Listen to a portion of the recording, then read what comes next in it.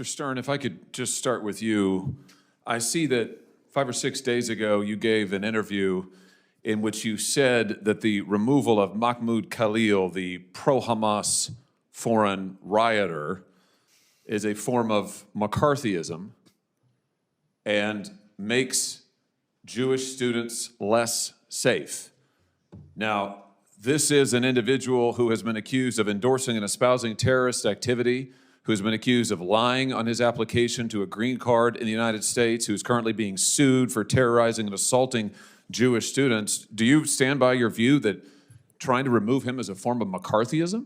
Absolutely, Senator. Why in the world would that be the case? Let me answer. He hasn't been charged with the crime. The clear predicate for this, White House said, was handing out pro-Hamas propaganda.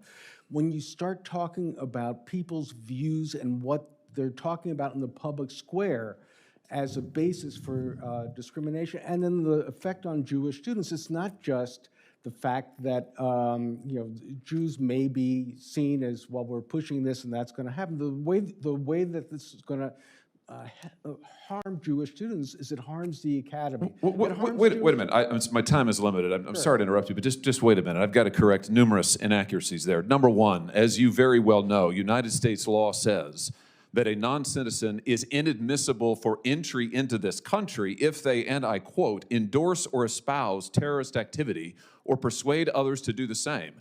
That same law provides you can be removed for the same reasons. That is what Mr. Khalil has been accused of. He has further been accused of by the United States government lying on his visa application. That on its own would be sufficient to remove him from this country. He is being sued, as you and I sit here in New York court, by the victims of October 7th for terrorizing and assaulting Jewish students, unlawfully taking over and damaging public university property, and physically assaulting Columbia University employees.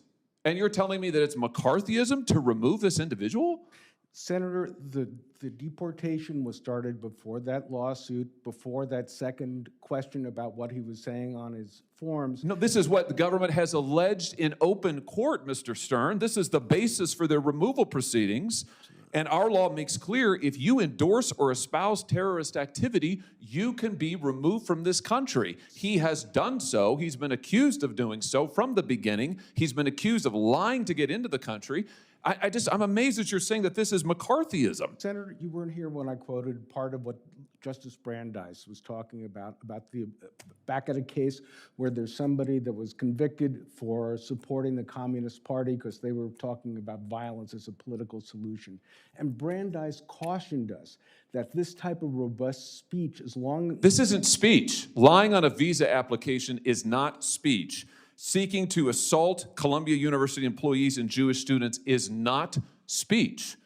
You are defending an individual who has espoused the destruction of this country, the destruction of the state of Israel, the destruction of Jews, and has taken actions in furtherance of the same. You've also said that investigating the 60 colleges and universities that are currently under investigation by the Trump administration for anti-Semitism is a form of weaponizing anti-Semitism for political benefit. You're opposed to investigating these institutions for anti-Semitism? Senator, I've been very clear that OCR has a very important role, that there are complaints that should go through the process. When you start using the Department of Justice and threatening universities' funding— You are opposed, I just want to get this on the record, you are opposed to investigating Columbia University and others for anti-Semitism? No. That's what you said 6 days ago. I am not opposed to doing it the right way.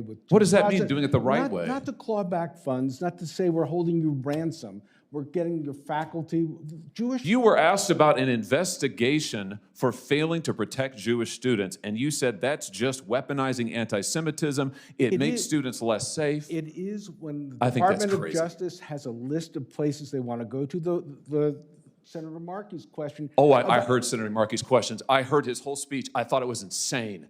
I just want to say for the record, I thought it was totally insane. And I think your positions are similarly insane. I think the idea that we would bend over backwards to hug and kiss and make nice to a pro-Hamas rioter, because that's what Khalil is, and that we would say, heavens, we can't remove him, and that makes Jewish students less safe on our campuses? That's nuts. Senator, That's David, nuts. to Rabbi Saberstein's point, if you look at American history, the times when Jews were most vulnerable was during the Palmer raids in World War I, when there was political... Jews are vulnerable now on our campuses because of people like Khalil, and I want to say for the record, I'm glad he's gone, and I hope he never comes back.